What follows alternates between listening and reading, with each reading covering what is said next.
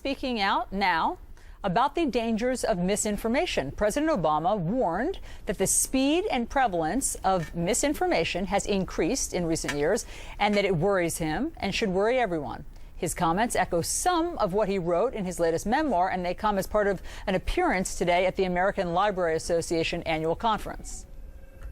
The degree to which misinformation is now disseminated at warp speed in coordinated ways that we haven't seen before.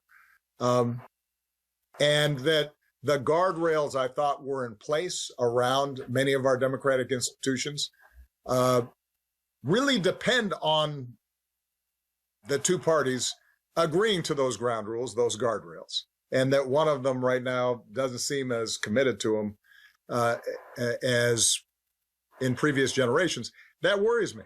And I think we should all be worried. CNN chief media correspondent Brian Stelter is here. Brian, I mean, forgive me, but I feel like we know this.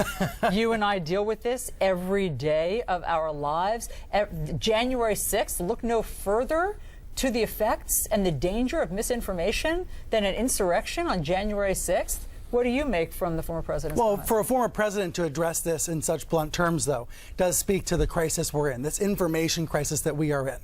We have not had a situation in our lives where a former president feels compelled to speak out the way that Obama has. And he's been doing that with a book last year and now through these public events. I think my impression is he's trying to come up with the way to be as stark, as blunt as he possibly can be, while preserving the kind of dignity of a former president and the kind of position that would normally entail.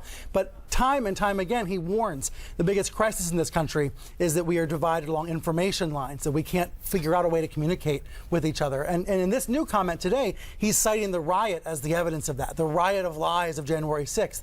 And if you listen between the lines there, he's really saying the Republican Party has come unglued. But of course, what he's not presenting and what really no one's presenting are solutions. You can identify the problem. You can identify what's gone wrong, but it's so much harder to get to that place of solutions.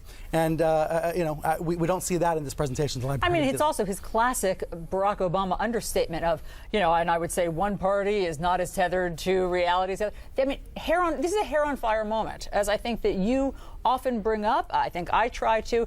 That we know this. We know this. We're in different echo chambers, and it's getting really dangerous. And I agree with you. I don't know what the solution is, but I know that everyone has become more entrenched, and it's gotten deadly. One of the words he's used recently is nationalization. I think that's a helpful way to think about it. As local news is hollowed out, as local politics get to more and more polarized, everything's being nationalized. And he's identified that as part of the problem. That gets to media business structures. That gets to the way that our media is funded and how it's profitable to be polarized and fighting all the time. So again, he's pointing to those issues. I think he's doing it really well, but the solutions are structural. They are financial as well as psychological. I mean, I was just pointing out, we were just listening to President Biden's jobs plan. They weren't playing it on Fox. The very crowd, the MAGA crowd that wants to hear about no more outsourcing. You don't need a college degree to have a well-paying job, and they're not getting that information. And as a result, polls show Republicans are so much more pessimistic about the economy, they may not actually be hearing the same information. It's so frustrating. Brian, thank you very much.